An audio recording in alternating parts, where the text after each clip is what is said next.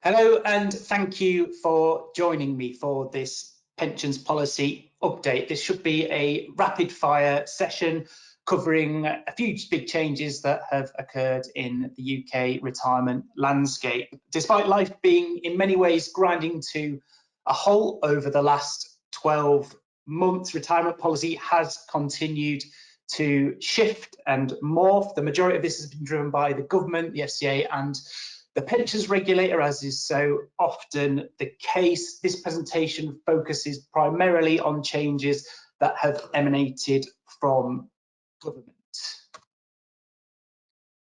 So today's agenda will kick off by setting the scene by having a look at where the UK economy is in 4 separate charts. That will then build us into a little bit on the budget that's just been and a couple of key measures that came out of that. We'll then have a look at the brand spanking new Pension Schemes Act that now exists in the UK and the key measures contained within. There'll be a little look at the normal minimum pension age and why that might be an issue for clients as we move through 2021. And then finally, just one slide on tax day, which didn't really bring forward as many measures as we were expecting. So just to set the scene for this presentation, then to set the scene really for the budget and Rishi Sunak's post-pandemic, or moving towards hopefully a post-pandemic world budget. So first slide here, looking at public sector borrowing since 1900. So if you look to the right-hand side of the graph there, and you look at the blue line, that shows where the March 2021 forecast is. In terms of what we saw in the budget just gone, virus-related economic support increased by £44.3 billion by Rishi Sunak, taking the total cost of support as a result of coronavirus to a staggering, eye-watering £344 billion. You can see we've got a fairly significant spike there on the right-hand side of the screen. If you look to the left-hand side of the screen, the two comparable spikes, obviously slightly larger in terms of public sector borrowing as a percentage of GDP, were after the First and Second World War, respectively. So it gives you just an idea of how significant coronavirus has been in terms of what's going to happen to borrowing. I mentioned just shy of £350 billion of borrowing this year. That then falls away to £234 billion in 2021-22 before tapering away by the end of this parliament to £74 billion. That's according to Office for Budget Responsibility estimates. So this is a crisis that's been significant and that whose impacts and effects are going to be felt as we move through this parliament. Now, the second key measure, and something this government's been very focused on, of course, in its support packages during coronavirus, is unemployment. So this graph looks at the current and projected UK unemployment rates. Key ones to look at here, I think, at the moment, you've got the black line showing the outturn, so what unemployment has actually looked like in the data that we've seen, and the blue line, which is the latest forecast for unemployment. Obviously a key metric for the government, something that it wants to keep to an absolute minimum for obvious reasons. And while the blue line there that we can see still represents significant pain for hundreds of thousands of people, if you compare where that is to the November downside scenario, that's the dotted yellow line, that's well below the worst fears of that November forecast. And so while Rishi Sunak has got some significant problems to deal with, the impact on unemployment and the impact on tax take not as bad as perhaps would have been at first feared, and that is mainly down to the furlough support that's been offered to unemployed, to people whose jobs were at risk as a result of the pandemic. In terms of where this has taken the UK from a growth perspective, so people tend to focus on various different things now in terms of deciding whether or not an economy is healthy, but gross domestic product continues to be an important measure. Unsurprisingly, again, if you look at the outturn statistics there was a huge drop in GDP in the UK, incredibly severe drop in growth, actually a period of recession. as the economy shuttered and vast swathes of the economy were simply unable to function during particularly those really early severe phases of lockdown and in the second lockdown over winter as well. But again, even when you look at this, when you compare the blue line to the dotted yellow line, while things are clearly incredibly bad and incredibly difficult for lots of people and for growth in the country generally, and actually it's going to be a very slow march back to economic growth if you look at where the blue line goes versus where we hopefully would have been going if the pandemic hadn't hit. If you look at those worst case scenarios, so that November 2020 downside scenario, that is significantly worse than where we are at the moment. In fact, where we're at the moment lies roughly in between the downside and the upside scenarios from that November 2020 OBR prediction. And so broadly, and we'll look at some of the specific taxes that that Rishi Sunak has brought forward for UK citizens in his budget, but in terms of where we are and how the Chancellor has responded. So the highest taxes, in time we're looking here at tax as a share of GDP, we're looking at the highest taxes since Roy Jenkins was Chancellor, for those who were around then. That was in the 1960s. So pan across there and see that little spike there just above the 1968-69 part of the x-axis. So significantly higher taxes than we've seen recently, although I would argue that in terms of the response to coronavirus, so these tax figures, the blue line here, the tax figures take into account the measures announced by Rishi Sunak, given the borrowing figures that I showed you on the earlier side, and given that this is the most significant financial challenge that Chancellor has faced since the Second World War. I think it's fair to say that while there has been some economic pain, which we'll get onto now, I think more economic pain is going to be felt further down the line as we see how the economy recovers once lockdown measures are eased over this summer period. Okay, so let's take a look at some of the specifics from the latest budget.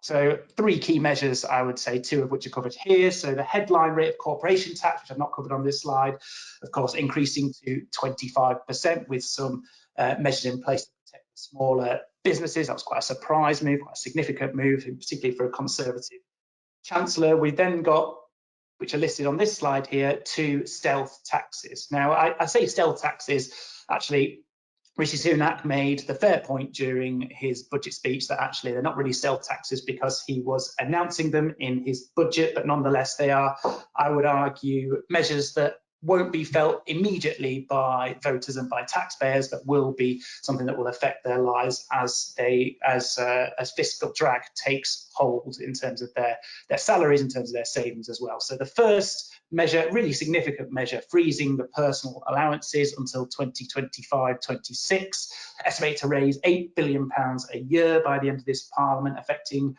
1.3 million people who'll be paying income tax who wouldn't have been paying under previous plans. 1 million more people also paying higher rate tax as well. In real terms, personal allowance in 2025-26, so by the end of this Parliament, will be back to the level it stood in 2014-15, and just a few, some slightly awkward numbers now for the different tax bands, but that's just where things have landed. Clearly, the freezing of allowances makes things like pensions and ISAs more attractive to investors as they get dragged into those basic rate and higher rate and indeed additional rate tax bands as well.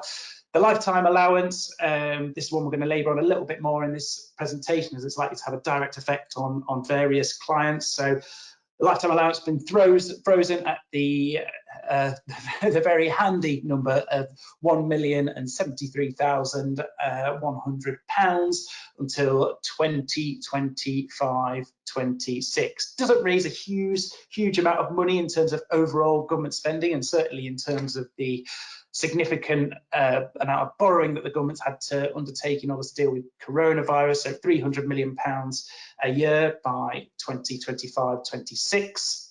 based on OBR projections of consumer prices index inflation, which was what, of course, the lifetime allowance was supposed to go up by.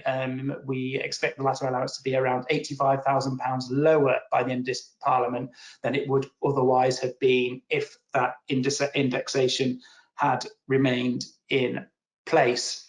So for those who are going to be affected by this, clearly you're going to see high-earning public sector workers, such as doctors, brought into the orbit of the lifetime allowance as a result of this freeze, despite the fact that DB members, of course, benefit from the very generous 20 times factor in terms of calculating their use of the annual allowance. Any clients without lifetime allowance protection will need to consider, of course, the impact of the freeze on their existing fund and future contributions. And we'll look at some practical examples of how that might affect different people in the forthcoming slides.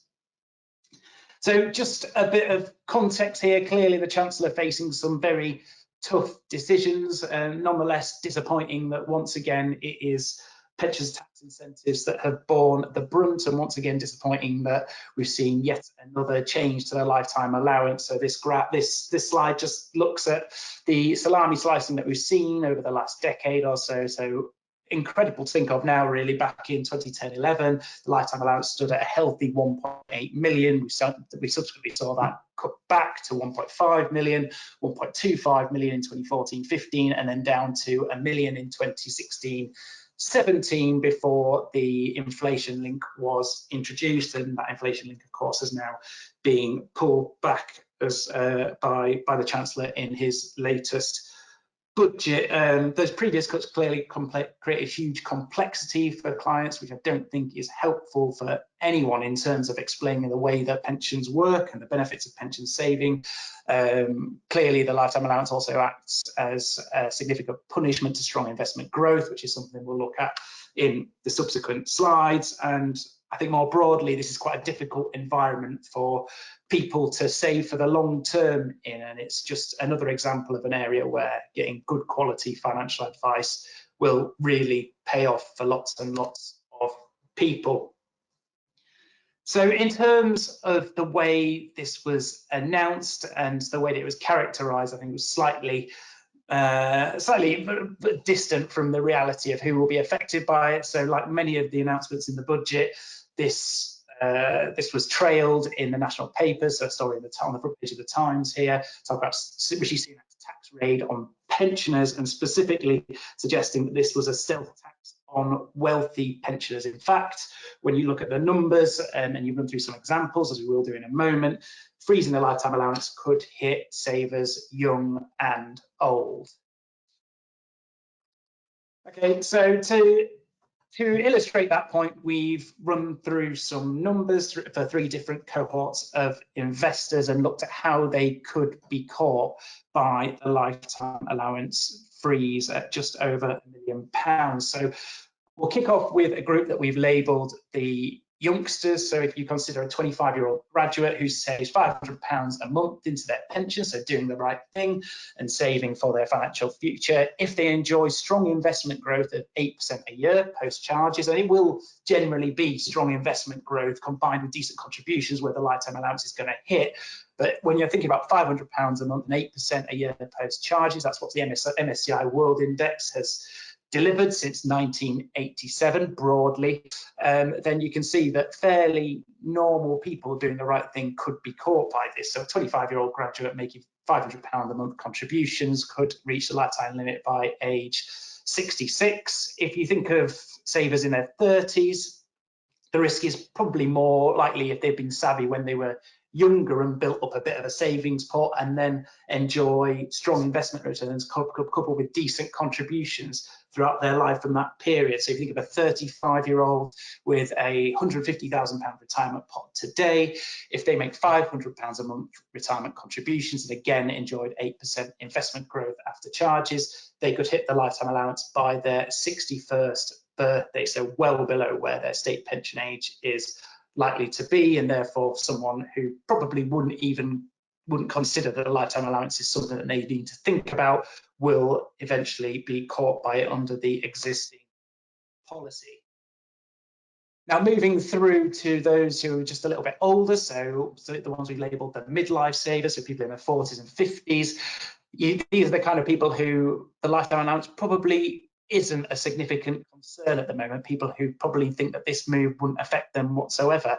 However, if you think again of people who built up a decent sized pension pot over a period of time until their 40s and 50s, again by doing the right thing and saving money on a regular basis, then they're going to need to factor the lifetime allowance freeze into their retirement strategy, or they potentially will do anyway, again, if they enjoy decent levels of investment growth combined with good consistent contributions. So again, just a couple of examples here. A 40-year-old with a £300,000 fund today, far below half the lifetime allowance actually, might not feel like they need to be concerned about the impact the lifetime allowance is going to have on them. However, if you model that through £500 a month contributions, again 8% investment growth after charges, then they're going to hit the lifetime allowance by their 58th birthday, so 18 years from the point where they might have thought that the lifetime allowance wasn't a concern. Similarly, 50-year-old with a £500,000 pension, so again around half the lifetime allowance, if they make those same £500 a month contributions and enjoy strong investment growth, they could hit the lifetime allowance by their 61st birthday. And just to round things off, let's look at people who are a bit older. So the ones these people we've labelled the retirement investors. So if we imagine somebody who's in their 60s and has stopped contributing to their pensions, they've got £700,000 pot, they'll probably think that the chances of them breaking through the lifetime allowance are incredibly low.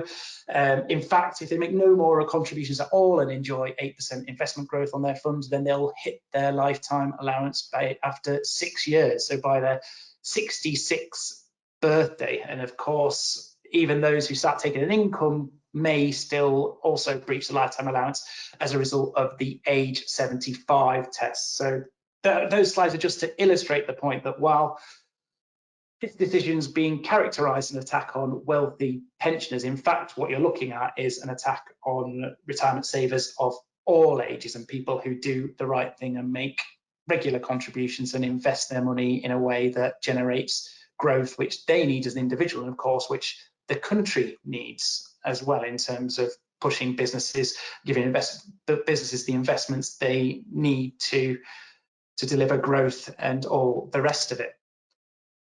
One final slide on the lifetime allowance, then we'll move on. So just in terms of what £1 million gets you, I think in a lot of certainly the debate in the national press, the idea that is that £1 million is such a significant amount of money that actually a small change to the amount at which people can save via the lifetime allowance, so in this case through the freeze announced by Rishi Sunak, isn't a huge problem and is in fact just an attack on wealthy people. But when you look at what that will deliver in retirement income, I'd argue it is, while it's a decent retirement income, it feels to me like a very low bar to set on people's retirement saving ambitions. So there, if you just look on this slide, someone who takes their full tax-free cash entitlement and so has about £250,000 to buy a single life inflation protected annuity, they'd be looking at an annual income for the rest of their lives from age 66, current state pension age, of £29,000. So that's comfortable, but I'd argue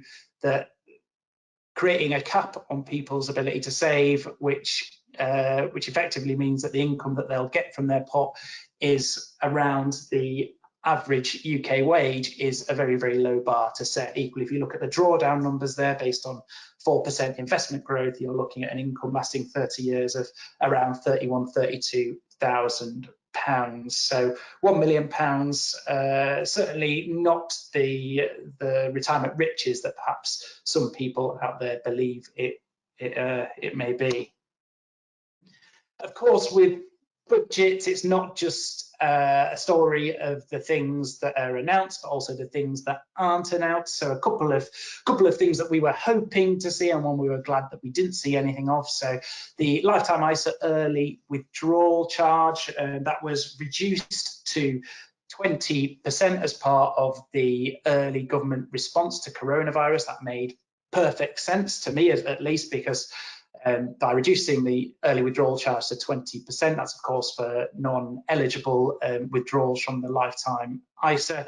It effectively meant that the aim of the charge was just to return the upfront government bonus. So by moving the early withdrawal charge back to 25%, so no announcement about this in the budget, so it's going to move back to 25% from the start of the new tax year. It effectively acts as a 6.25% penalty when money is accessed before age 60 and not used towards purchase of a first home valued at £450,000 or less, or where the individual has a terminal illness. So for any investors who have money in a lifetime ISA at the moment and are planning to make a withdrawal from that product outside those tax-free circumstances, they should probably get their skates on, because the amount that they're going to pay for that withdrawal is going to increase from the 6th of April this year. Something else which we expected to see and didn't was the aligning of capital gains tax rates with income tax rates, something that the Office for Tax Simplification recommended at the back end of 2020. If the government eventually does go down this route, and of course just because they haven't done it in a budget doesn't mean they won't do it at some other point in time, then clearly that would have significant implications both for property investors, landlords and anyone with unwrapped investments, and that's highlighted in the example there at the bottom of the slide.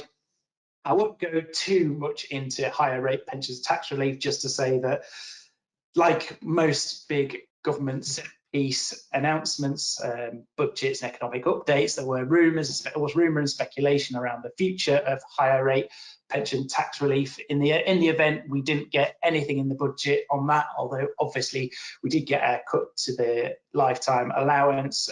However, given the financial circumstances the Chancellor finds himself in, and given the strong demands on the Chancellor to bring at least day-to-day spending into line, it would be no surprise whatsoever to see rumours of the demise of higher rate pension tax relief and indeed other incentives for retirement savings to be back in the headlines as we move through 2021.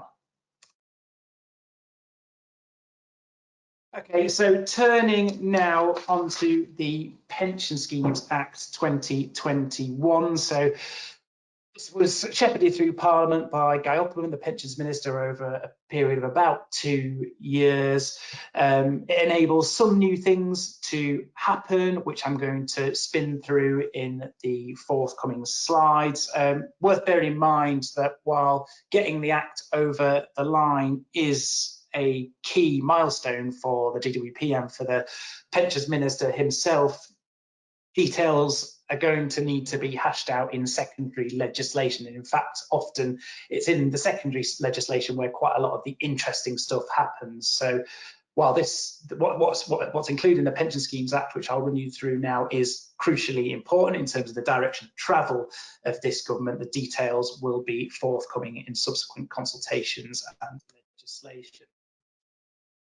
So first of all, probably the most high profile set of measures, so protections for defined benefit scheme members. This is essentially legislation that's been put in place to stop another Philip Green BHS situation from happening in the UK. So various key measures in this act, including stronger criminal and civil sanctions for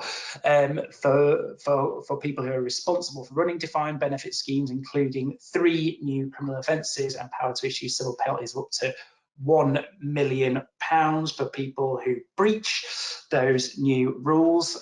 Strengthened regime for issuing contribution notices. So contribution notices are one of the powers available to the pensions regulator to recover losses caused to a DB scheme as a result of avoidance behaviours.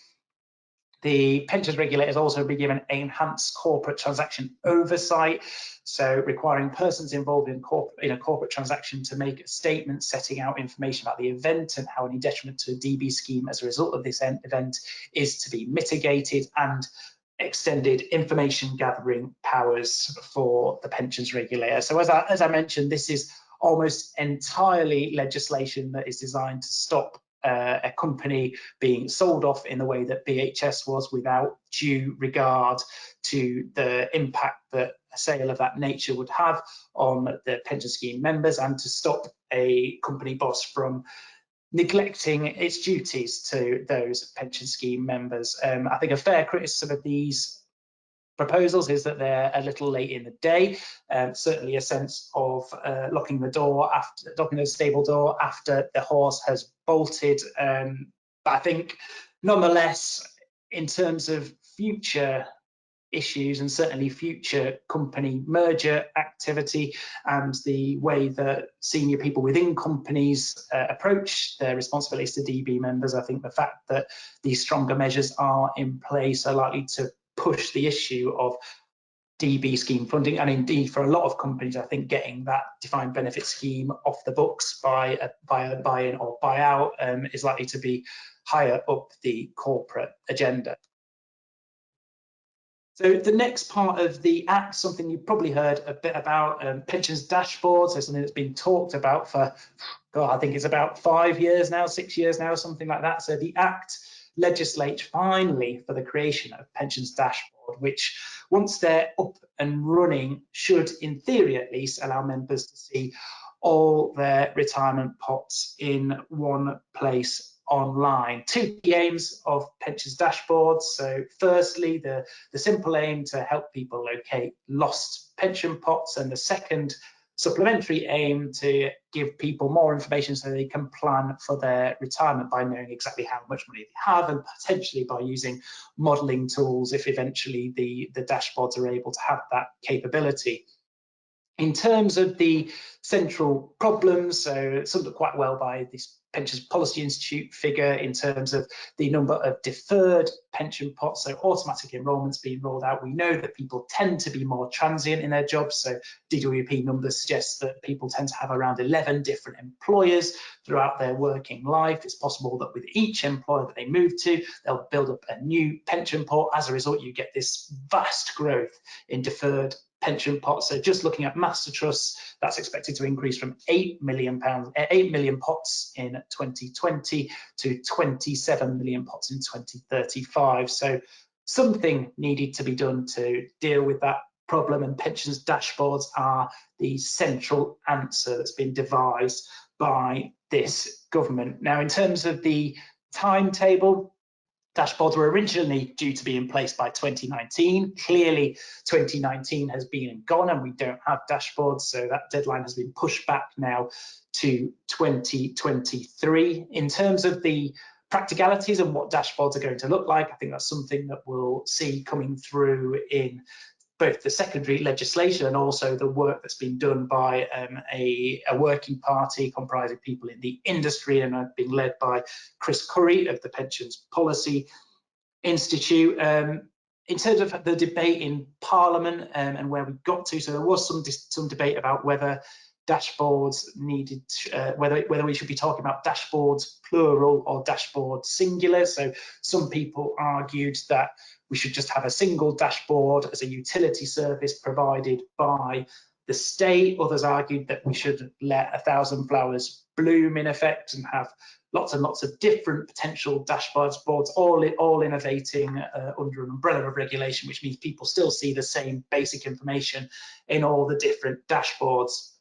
In the event, in the primary legislation, the government's opted for a mix of the two. So the Money and Pensions Service will run a non-commercial dashboard, and multiple dashboards will be offered by the private sector as well. As I mentioned, key issues to be resolved here. So compulsion, we're expecting all schemes to have to start providing data by 2023 to the dashboards. There'll be a need for a real focus on data security. Clearly, the last thing that the government or the pensions industry needs is people's data going missing or people getting given the wrong information when they input their information into dashboards. So that's something which the extra bit of time hopefully will allow the government to get right. And as we move into the future, I think the key will be how that information is presented to members. If we were going to move from dashboards being simply a utility which allows people to see some pensions or some pension details in one place, to it being something that people can actually use to plan for their retirement. But it's fair to say that if dashboards are implemented successfully and are delivered successfully, they do have the potential to make a real difference to retirement income engagement in the UK. Very quickly on ESG reporting, so some fairly minor tweaks on ESG from the DWP, but I think this is an area which broadly merits some attention. So the Act itself places a new emphasis on workplace pension schemes to consider the climate change impact of the investments they make on behalf of members, and to publish information for members on how this has been achieved. I think more broadly in relation to climate change, one of the more interesting things is the fact that the likes of Sir David Attenborough, who we've got pictured here, people like Richard Curtis, people in the public eye who ordinary investors are likely to have heard of and potentially listened to, are now focusing squarely on the role of the financial services industry and the role specifically of that pensions can play in driving behavioural change, and specifically in driving good behaviour from the companies that they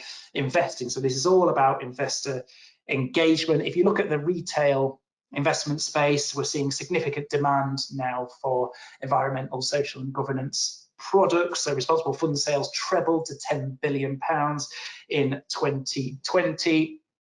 There've been a few false dawns, I think it's fair to say, in terms of the rise of ESG over certainly the past decade or so, but it feels like this time round it is the real thing, was particularly among younger investors, of a real drive to see that the way that their money, their hard-earned money, is invested is done in a way that matches their own values and the things that they want to see. We can clearly see that coming through now, and I think that's something that's only going to ramp up as we move forward. I think there's also an acceptance now among large swathes of the industry that actually ESG factors, when done properly, can have a positive impact on investor returns. So if you look over the last decade, for example, the average UK oil company's ethical fund has outperformed the FTSE All Share by 40%.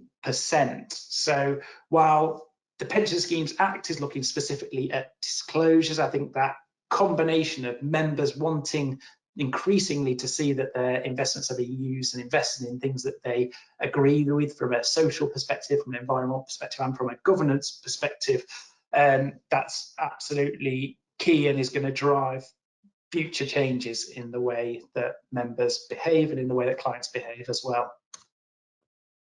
Now, restricting the statutory right to transfer, this is what I think that's potentially slipped through the net, but could have quite significant implications for members. So in the ongoing fight against scams, the government wants to introduce a new red flag warning system when someone puts in a request to transfer their pension. So this is something that was proposed as part of the work that government did on banning pensions cold calling. I'd argue that it's, in a way, these restrictions are targeted at scams that generally aren't the biggest part of the problem now. So these are measures that are meant to make it easier for providers to block intra-pension transfers. So if you're transferring from one pension scheme to another, then providers will have to ask a series of additional questions where certain suspicious actions are detected. What we see nowadays, is particularly post pension freedoms, is of course most of that scam activity is targeted outside of pensions, and clearly when you think about it, that's obviously going to be the case because that's a path of least resistance for these scammers. But nonetheless, you can understand why the government wants to push every avenue in terms of making life as difficult as possible for scammers. However, unlike with the cold calling ban, which really only had positives and no particular negatives in terms of investors' experience, with these measures, and we expect these measures to be in place in 2021, there's clearly a risk that if the red flags and the questions aren't designed in a way that flows and in a way that makes sense and reflects the way that people behave, then there's a decent chance that this is going to slow down the process of transfers, which I think, frankly, is the last thing advisors want to see, the last thing providers want to see, the last thing, in particular, customers want to see. As I said, the reality is that most pension scams are now focused on people aged 55 and over, and the industry and AJBL's involved in this is focused squarely now on making sure that this restriction on the statutory right to transfer and the questions that are asked don't stop legitimate transfers going through at a pace that we want to see, because we don't want to see that process slowed down any more than it needs to be. Very quickly, collective defined contribution schemes. So this feels like something that's been talked about perhaps more than it deserves to be, in my opinion, and something that I'm expecting to see very little demand for, frankly, from employers in the UK. So the Enact enables CDC schemes to be created in the UK. These are essentially schemes that are supposed to sit somewhere between old style defined benefit schemes and more modern defined contribution schemes. So assets are pooled and then incomes are drawn collectively from the fund. CDC's divided opinion almost more than any other reform, certainly in my time in the pensions industry. Those who back CDC paint a picture of retirement mecca, effectively, suggesting that CDC savers will benefit from bigger pensions and lower investment volatility.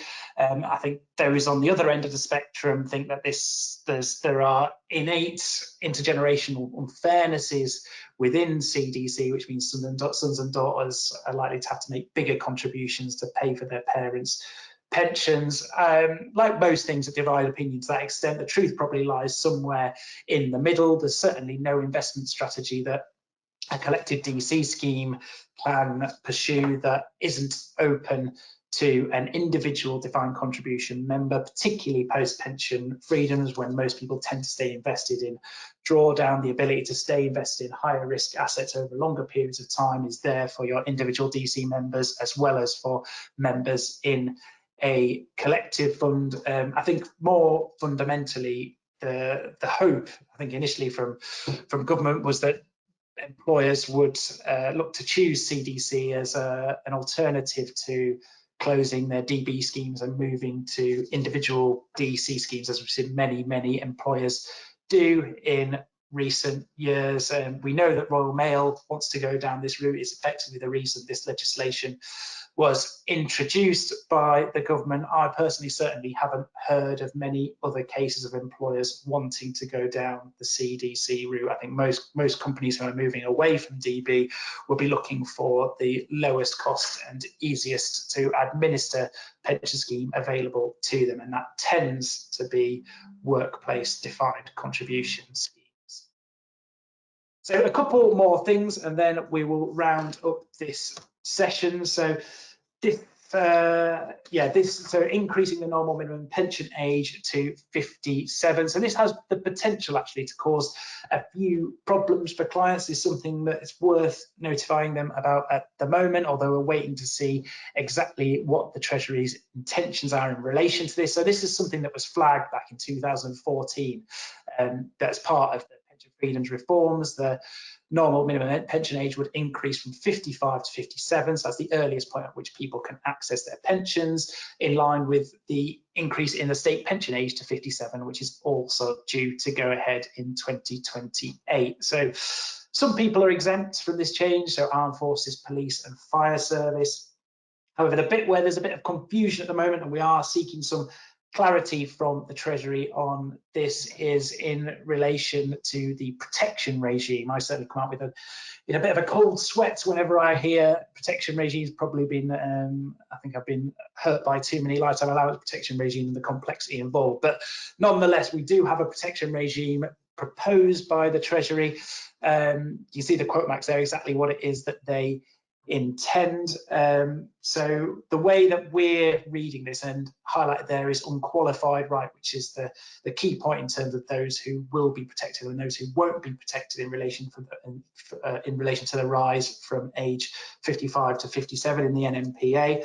So where a trustee, administrator, or an employer has the power to stop somebody taking benefits, even if this is incredibly rarely used and the customer isn't even aware the power exists. Then we believe under the current writing of the Treasury rules, it's likely that that's going to create a qualified right, so no protection exists. So the potential you're going to have here is for people who are in different types of pension schemes where the rules have been written in 2014 based on the fact that the NMPA was due to rise to 57 by 2028. If the rules of one scheme are written in a certain way, then they may be able to retain a normal minimum pension age of 55, whereas if the rules have been written in another way, and specifically where there is a trustee, administrator, or employer in place who technically has the ability to stop someone taking their benefits, then they'll have a normal minimum pension age of 57. So there is potential for this to create quite a lot of confusion, potentially a bit of a pensions lottery in terms of the point at which you can access your pension for the first time. Of course, most people probably shouldn't be touching their pension before from age 57 in any case, given the trends we've seen in life expectancy. We are in the process of seeking urgent clarification from the Treasury on this, and as soon as we have that, we'll update advisors via the usual channels. One final 1-minute slide I would suggest on tax day, because we didn't get a huge amount from the Treasury on this. We were expecting quite a lot, so they published over 30 consultations, updates and policy documents as part of this much anticipated tax day. The focus here was mainly on simplifying the tax rules and a little bit on IHT and a little bit on tackling avoidance. We also had a little bit on self-employed people and allowing them potentially to pay their taxes on a monthly basis rather than having to pay significant lump sums after 22 months. But the biggest things that we had been expecting, we didn't get anything on. So there were rumours again around pension tax relief and CGT, neither of which were mentioned. We'd also hoped that the Treasury might do something on the overtaxation of pension freedoms withdrawals, as well as the underpayment of pension tax relief to low earners in net pay schemes. We didn't see anything on either of those, sadly, although certainly in relation to the net pay schemes, that was a manifesto commitment by the Conservative Party. So while we haven't seen anything from them on that yet, there should be something coming to deal with that problem in the coming months. And finally, something that we've been pushing the Treasury for a while on, but which we've yet to get any bites on from the Chancellor, is an agenda to radically simplify the ISA landscape. So we believe that the ISA landscape has become, the ISA product, I should say, has become popular partly as a result of the simplicity of that product, but that simplicity, as is often the case with financial products in the UK, is being slowly and steadily eroded away by tinkering from successive governments. So in the UK, we now have 6 different types of ISA with different allowances and slightly different aims in place. We believe that as part of a fundamental simplification review, the government could look to slim those down into a single one ISA product, incorporating the best features of the existing framework that would make it much easier for people to navigate and much easier for people to engage with. That'll be something we'll keep on pushing with the Treasury, but sadly on tax day, we didn't get anything around the simplification of ISAs. So some good news on pension tax relief being untouched, but some bad news on various problems with the system not being addressed by the government. So that's it from me. Thank you very much for listening. I believe a copy of this presentation will be available on the Investcentre website, and you'll be able to apply for your CPD points in the usual fashion. So thanks very much for listening, and I'm sure I'll be doing another presentation very soon. Take care. Goodbye.